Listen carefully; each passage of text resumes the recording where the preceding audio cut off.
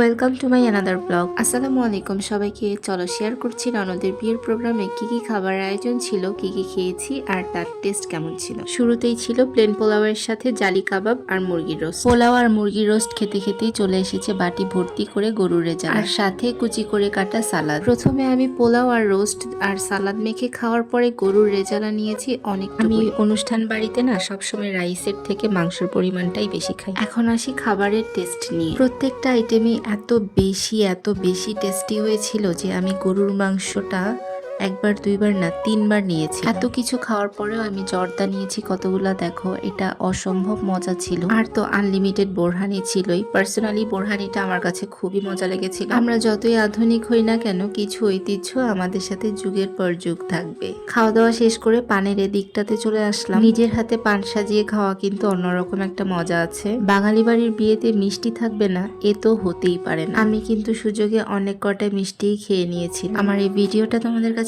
ভালো লাগলে অবশ্যই পাশে থেকো।